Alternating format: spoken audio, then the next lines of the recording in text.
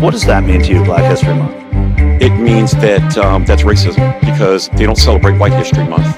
We don't have it. I'm part Italian. I don't have Italian History Month. So what I think it's doing is perpetuating what this divide is in our nation, quite honestly, because I don't feel like that should be highlighted. I don't think that they should be pushing their agenda on myself because I'm a straight male, I have a wife, and I have children. I don't think that I should have to be bombarded and brainwashed through media, through those months or Pride, Black History. I don't think that's something that should be, dictated to me. Is it a learning opportunity? Not at all, because when I was in school, we learned, certain Black leaders, things like that. I don't need to hear it every single year for a whole month. Someone from my hometown who I actually used to work for comment on a thread on Facebook saying, why should there be Black History Month? There's no White History Month. Now this is a 40-something-year-old man with children. With children. The fact that this is how you speak is fucking petrifying that people like that are raising children. Even questioning the existence of Black History Month and having the ignorance on asking why there's no White History Month. I'm really struggling to find the fucking words. Like, this kind of language is dangerous. It reinforces systemic racism and completely dismisses historical oppression. When you say, why is there a Black History Month if there's no White History Month? Like, do you not understand that white history has never been erased? It's never been ignored. It's never been rewritten. When people believe that acknowledging Black History Month is somehow unfair to white people, it just feeds into the culture of division, hatred, misinformation, and it just takes 10 steps backwards. This is how systemic discrimination continues, by convincing people that equity is special treatment rather than a necessary correction of years of injustice. Like, this type of language just emboldens white supremacy, whether it's meant or not. If people continue to reject the importance of recognising Black history, they become more susceptible to downplaying racism, denying historical atrocities like slavery, segregation, and racial fucking violence. Do better. My kid just asked why there's no White History Month. Good question. I'm glad you asked. Well, if you think about it, most of what we learn about history comes from a white perspective. When this country was founded, white people put themselves in charge. So who do you think was writing the history books and deciding what was important enough to remember? Yeah, white people. Of course, there were other people doing things and creating history during those times, but people of color were enslaved, denied rights, and intentionally shut down. Their stories just weren't listened to. So still today, every American learns about the founding fathers and other white leaders. We hear about brave white folks discovering the frontier, even though there were already people here. And a lot of the things around us, like roads and buildings and awards, are named for white people. Black History Month is special because it reminds us to keep learning more about history from perspectives we don't already hear and see every single day. The struggles and achievements of Black people are a huge part of our country's story, and we need to see the whole picture to understand our whole history. Boy, there's a lot of white people upset about this Juneteenth holiday. Woo-wee. I even heard my little Trump town, this old mediocre white man ask, why can't we have a white holiday? And I asked him, I said, so do you think that the Declaration of Independence included Black people? No, they were considered property. And us white ladies, all you white ladies out there, that declaration, it didn't include you either. You didn't have any rights. Something I've always said is life, liberty, and the pursuit of happiness. Terms and conditions apply. That's been a white holiday forever. Juneteenth is for black people. And for my black friends and family, happy Juneteenth. Now, as a white lady, I'm going to go up here to Amazon, and it's got a whole section that says Black Stories.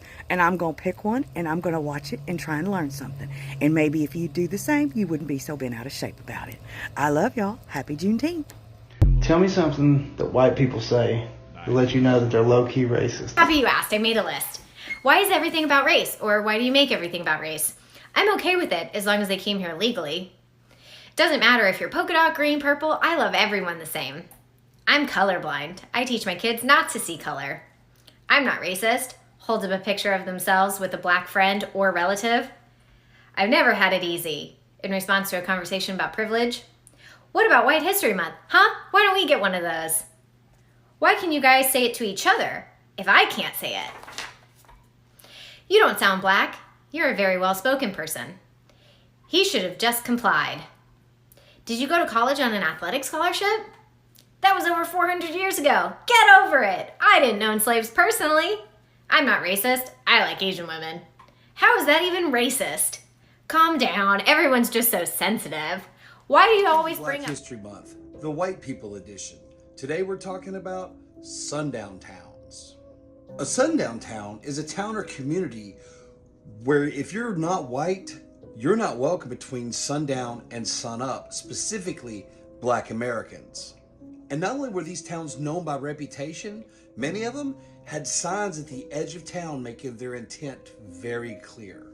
See, these white communities thought that if they did not allow black Americans to own homes or land in these towns, they would have nowhere to lay their head at night and they'll have no business being in town past sundown. Now these white folks, they took it real serious.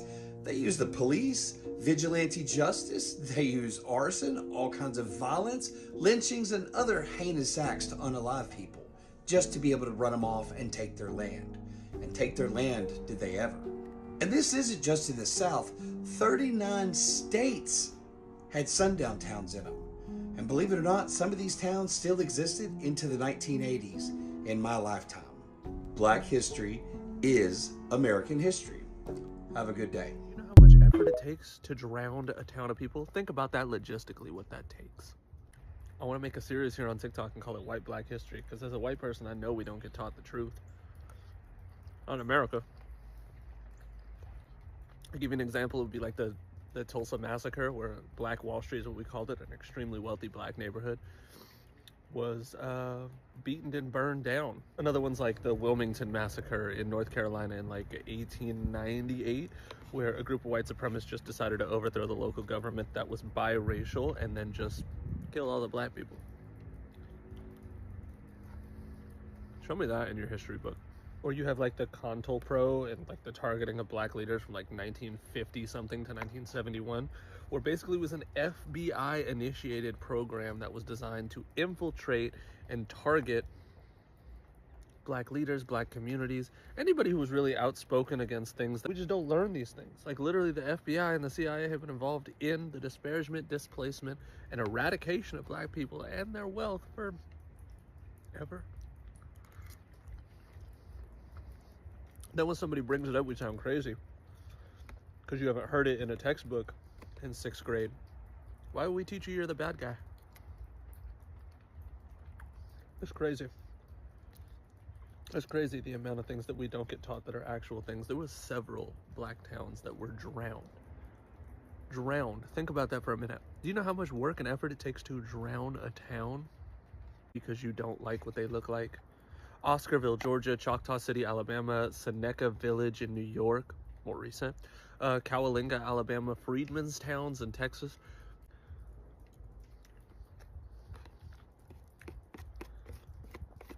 That's black white history though.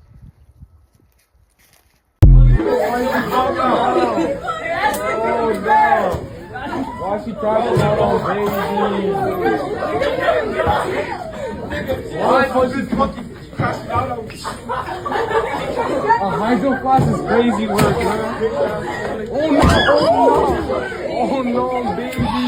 Bro, tell him guy, chill the fuck out, damn, nigga. Oh, yo, damn, nigga, knock him out. Oh, knocked out, bro.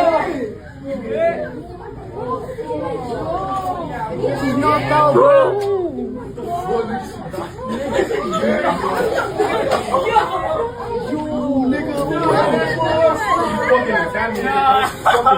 She's trying to hit that nigga.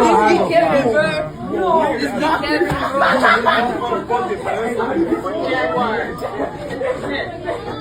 were on time last week. Every day your name was placed in a drawing. My name's Alex. I live in Boise, Idaho.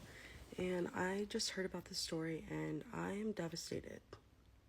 There's a middle school teacher in Idaho and she put this sign up in her classroom and was asked to take it down because it doesn't comply with policy. She was told that not everyone agrees with this sign, so that's why she can't have it up. You can watch the full interview on, I think, KTVB, but yeah, to me, like, this isn't like a political issue. This is like literally like a racism issue, and I don't know, this is terrible. This makes me so sad. Like, the fact that everybody isn't on the same page about this is really, really concerning. And because this sign doesn't scream politics at me, it just is like, okay, like, be a decent human being. But yeah, so Idaho, I'm disappointed in you. Boise, I'm disappointed in you. West Ada, I'm disappointed in you. And that's all. Trigger warning to all the people of color. I'm going to talk about what I was taught about slavery as a Christian nationalist, Christian fundamentalist.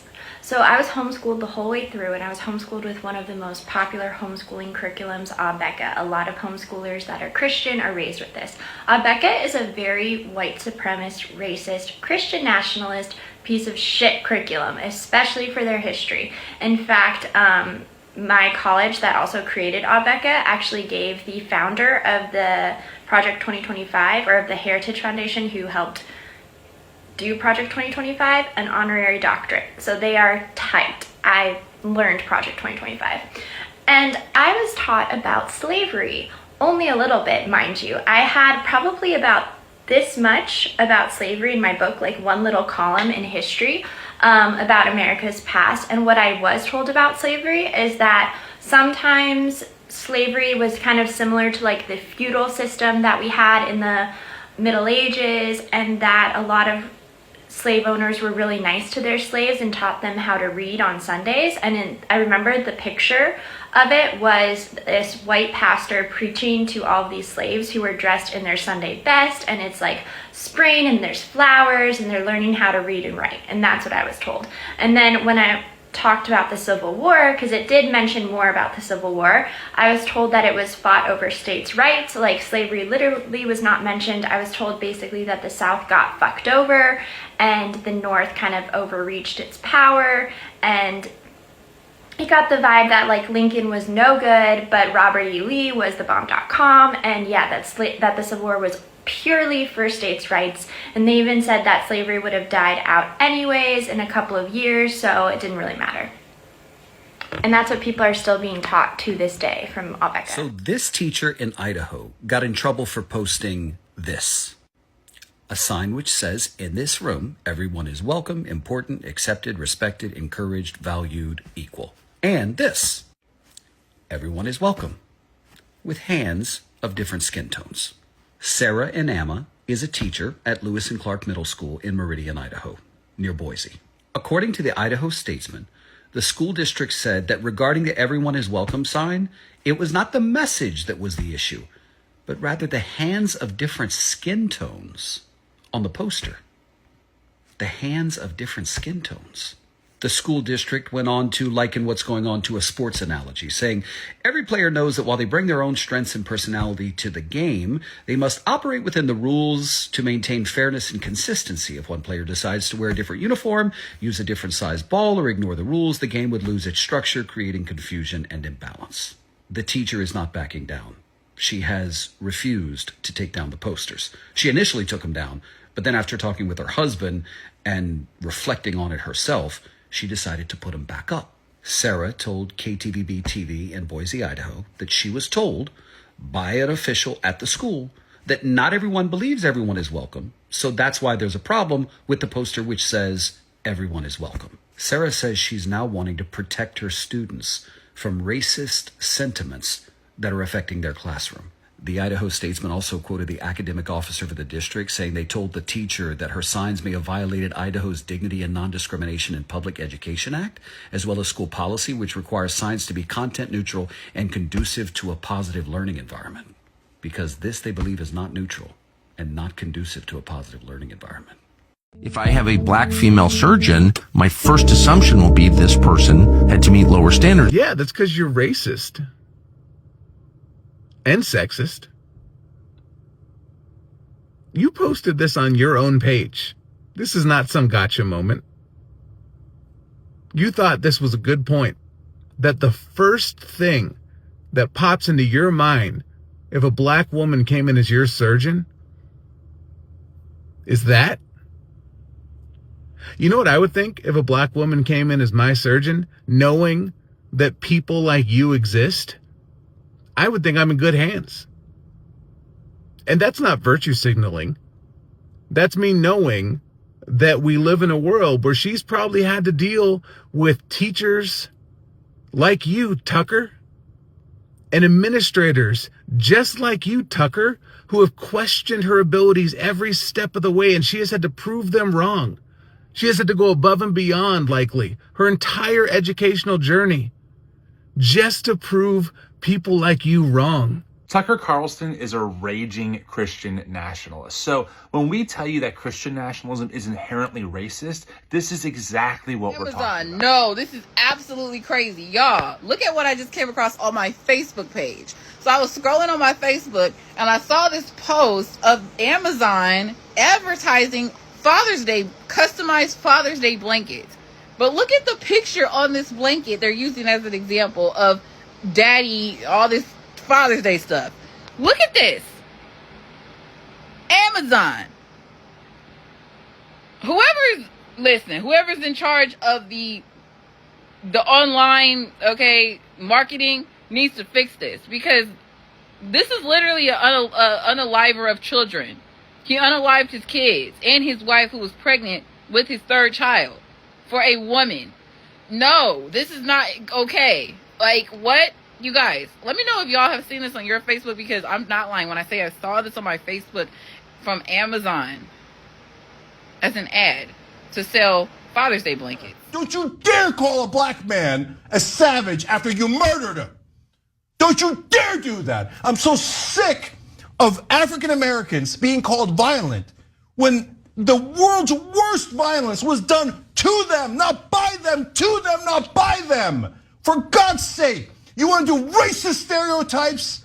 If it fit anywhere, and it doesn't. But if it fit anywhere, it would certainly fit white right-wingers in the South, who has hundreds of years of history of being savages. Savages. They snatched babies, and they sold them as property, and they raped their mothers. Savages. That's what they were. You want to talk about stereotypes? Screw all of you who still defend that Confederacy, that monstrosity. Anyone who defends that is a barbaric savage. That's why they don't want to teach American history in public schools. That's why there's been a strong orchestrated effort to prevent the teaching of anything that you just mentioned right now. Because, hey, God forbid that, children learn about the real savages in this country's history. When we look around and we see today in our politics, a rich white man telling working class white people that their problem is brown people, we need to understand the historical pedigree of that. That is symbolic of the entire history of race and class politics in America. The history of rich white people telling working class and poor white people that their problem are black and brown people. Beginning in the 1600s, that is what happens. Prior to about 1670 or so, there was no such thing as the white race, at least not recognized as such, called as such. That is not what people of European descent were when they were in Europe. They were English, they were Irish, they were Scottish, they were whatever they were. They were not white. Only in the colonies do we become white, and for a very specific reason, because in those early years of the colonial period, where you had white indentured servants, one level above enslaved themselves, and you had African-descended folks, some of them enslaved for life, others indentured servants also in the earliest years of the colonies, those people would often see their interests as being common. They all realized that they were being screwed over by the same landowners, the same elite. They fomented various rebellions, like Bacon's Rebellion in Virginia, others as well. And as a result, the elite in the colonies realized that they had to figure out a way to get the other folks from Europe on their team. So they created this mentality that said, you're now a member of the white race. You're on our team. You're wearing our uniform. Now you're at the end of the bench. You may not get in the game, but you're on our team, you see. So then they start putting white folks, now called, on the slave patrols, right? Didn't really give them any land or any real power except the power to control people of color, which is why folks of color say, and they are right, that modern policing traces to the system of slave patrols and slavery. And we have to be clear on that because that's the history. Right? Whiteness was created to divide and conquer, to create the notion that even though you might not have much, at least you're not black, at least you're not indigenous, at least you're not Mexican, at least you're not Chinese working on the railroads to build the transcontinental economy. You may not have much, but at least you have, as W.E.B. Du Bois said, the psychological wage of whiteness.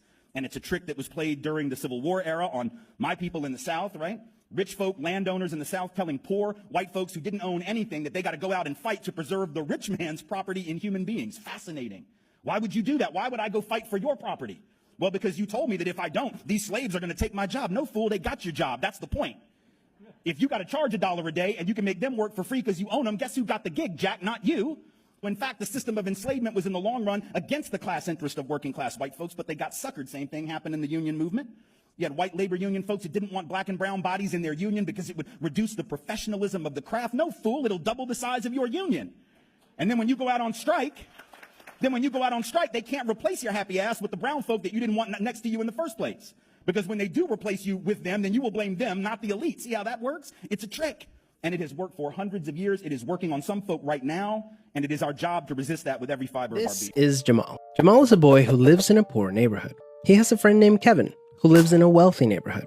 All of Jamal's neighbors are African American, and all of Kevin's neighbors are white. Because Jamal's school district is mostly funded by property taxes, his school is not very well funded. His classrooms are overcrowded, his teachers are underpaid, and he doesn't have access to high-quality tutors or extracurricular activities. Kevin's school district is also funded by property taxes, so his school is very well funded. His classrooms are never crowded, his teachers are very well paid, and he has access to high-quality tutors and lots of extracurricular activities. Kevin and Jamal live only a few streets away from each other. So how come they're growing up in such different worlds with such different opportunities for success? The answer has to do with America's history of systemic racism. To understand it better, let's look at what life was like for Kevin and Jamal's grandparents. Decades after the Civil War, many government agencies started to draw maps dividing cities into sections that were either desirable or undesirable for investment. This practice was called redlining, and it usually blocked off entire black neighborhoods from access to private and public investment. Banks and insurance companies used these maps for decades to deny black people loans and other services based purely on race. Historically speaking, owning a home and getting a college education is the easiest way for an American family to build wealth. But when Jamal's grandparents wanted to buy a house, the banks refused because they lived in a neighborhood that was redlined.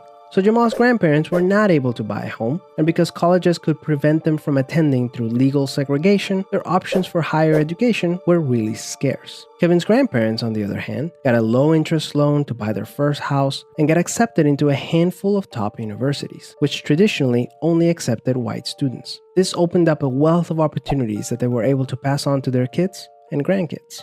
Even as late as the 1980s, an investigation into the Atlanta real estate market showed that banks were more willing to lend to low-income white families than to middle or upper-income African-American families. As a result, today, for every $100 of wealth held by a white family, black families have $5.04. A 2017 study confirms that redlining is still affecting home values in major cities like Chicago today. This explains how Kevin and Jamal inherited vastly different circumstances. Unfortunately, the story doesn't end there. A big part of systemic racism is implicit bias. These are prejudices in society that people are not aware that they have. Let's go back to Kevin and Jamal. Against all odds, Jamal manages to be the only student from his high school to get accepted into a great university, the same one that Kevin and his high school friends are attending. But after Kevin and Jamal both graduate, Jamal notices that his resume isn't drawing as much interest as Kevin's, even though they graduated from the same program with the exact same GPA. Unfortunately for Jamal, studies show that resumes with white-sounding names get twice as many callbacks as identical resumes with black-sounding names. Implicit bias is one of the reasons why the black unemployment rate is twice the rate of white unemployment, even among college graduates today. You can see evidence of systemic racism in every area of life. The disparities in family wealth, incarceration rates, political representation, and education are all examples of systemic racism. Unfortunately, the biggest challenge with systemic racism is that there's no single person or entity responsible for it, which makes it very hard to solve. So what can you do? The first thing you can do is work towards becoming more aware of your own implicit biases. What are some prejudices that you might hold that you're not aware of? Second, let's acknowledge that the consequences of slavery and Jim Crow laws are still affecting access to opportunity today. As a result, we should support systemic changes that create more equal opportunities for everyone. Increasing public school funding and making it independent from property taxes would be a great start, so that poor and wealthy districts can receive equal access to resources. Systemic problems require systemic solutions. Luckily, we're all part of the system, which means that we all have a role to play in making it better. Peace. We're talking about the book, The Zionist Movement. We was talking about the history of the original Jews, and John here has some history that most people don't know. And what was that history you said? Tell me what you just said again. I gotta get on camera. There's only one true ethnic Jew, the Mizrahi Jew, because they were Africans, and if you read the original Bible written in Phoenician Hebrew, they're not. Jewish people are not Europeans. The modern Jews in Israel are Russians or Khazars, to be precise, from Russia. And would you learn that history?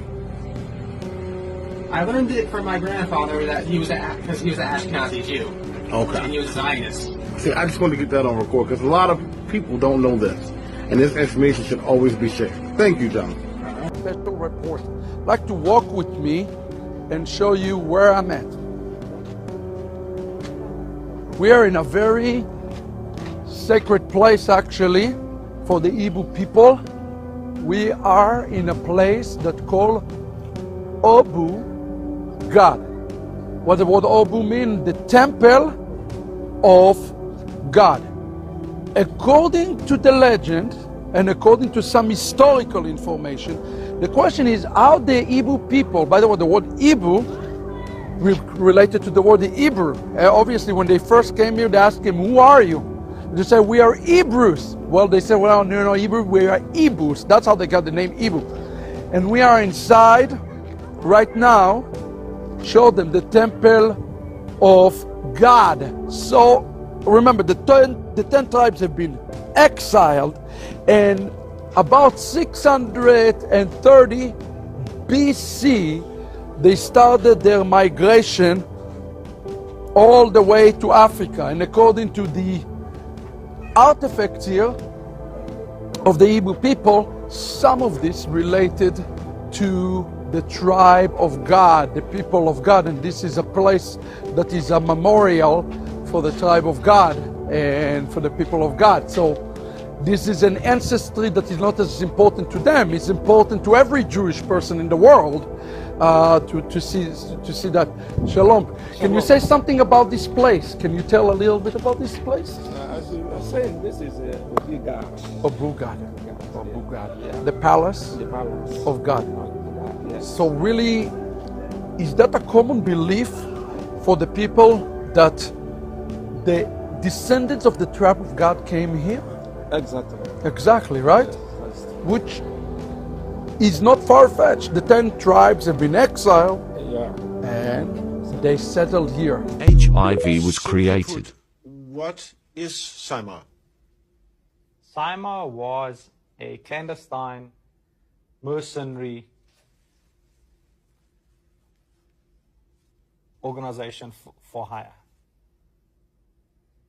Financed by whom? Financed by foreign governments. And what was the purpose of SIMA? SIMA was there to go and destabilize certain countries. And basically we were soldiers. And what was your role specifically? Were you in the front line, so to speak? Yes, I was definitely in the front line. Operational front line, hand-to-hand front line, fighting front line, leading operations, if you want to call it that. Did you kill people yourself? Yes. Is it dangerous for you talking to us about this? Definitely. Very. I mean, you know, I could get backlash from my own people. You sitting with a list of names, and all of those names on that list can be verified.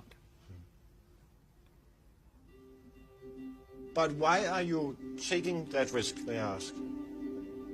I think it's about time that we need closure. I need personal closure.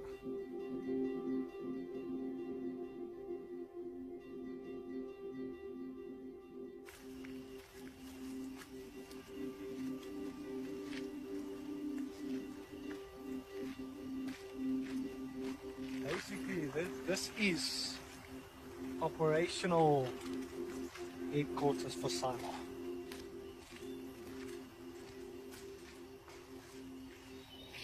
We should still be able to see reminiscence of military personnel being here.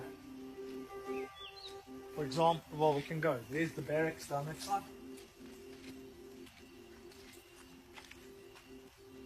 How many people did it involve, SIMOR?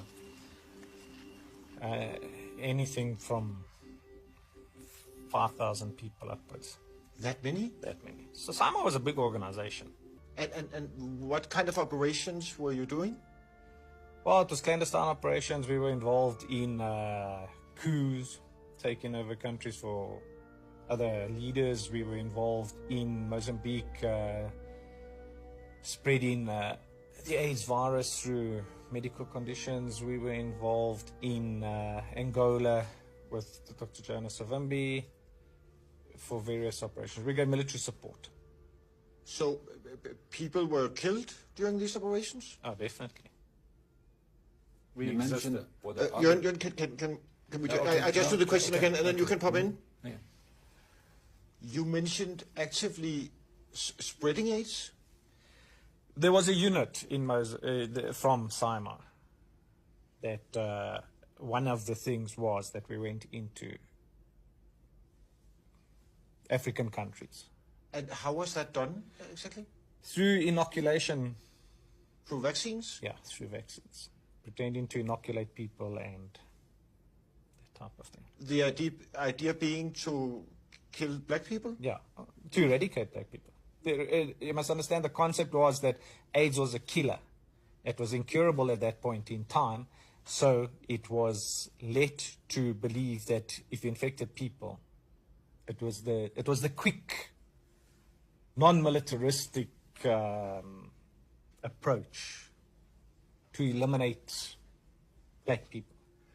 And that is something you know for a fact, that AIDS was actively being spread to other countries? Yes, to African countries.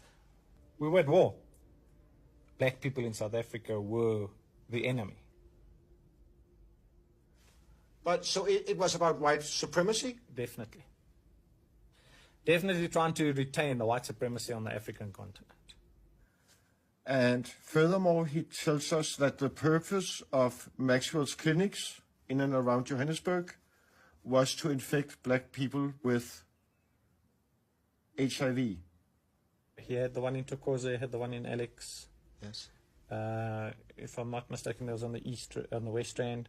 So, and these were research facilities for them to inject people with a solution to see that they prevented AIDS in it. In the meantime, they were injecting people with AIDS. And he was only working on black people in these clinics? Yes, yeah. For almost nothing? Yeah, but that's what I'm saying. So you know what, I mean, what easier way to get a big guinea pig that you live in the apartheid system, black people have got no rights, they need medical treatment. There's a white philanthropist coming in and say, you know what, I'll open up these clinics and I will treat you, I will do this, and meantime, you actually the wolf in sheep's clothing. That's gruesome.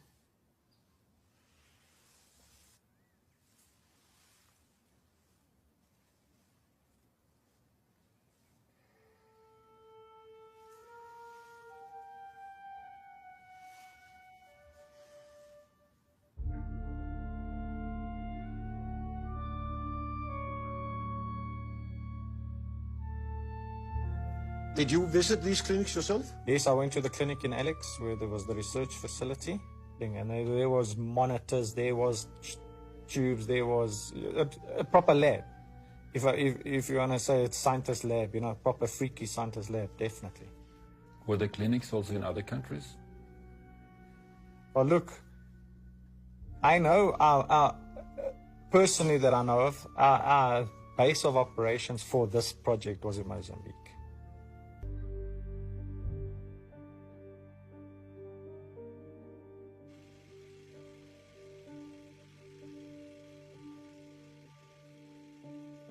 Anybody that resisted any white form of manipulation on the African continent, SIMA was prepared to go and quell those for a price, at a cost. And that was one thing that Dag Hammarskjöld was totally against. And he wanted every country for the people of the country. And obviously when you've got investments, when there's minerals, gold, diamonds, oil and all of that stuff, and we all know which countries think, he was a threat.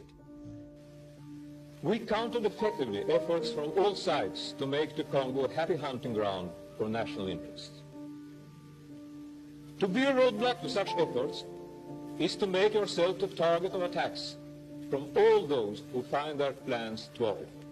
He was killed because he was going to change the way that Africa dealt with the rest of the world financially. And he was a threat.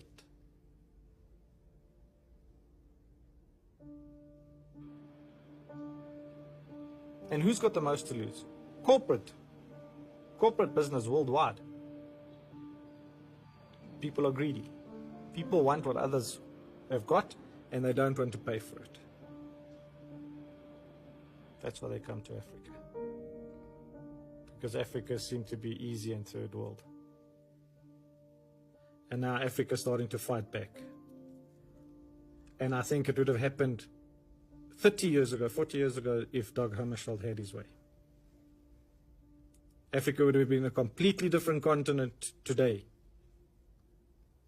if Dag Hammarskjöld was allowed to live and follow through on his mandate. What does systemic racism look like? Well, in 2018, the Economic Policy Institute released a report 50 years to the day after the Kerner Report of 1968, which reported on the incredible wake of violence that erupted in the United States in the summer of '67.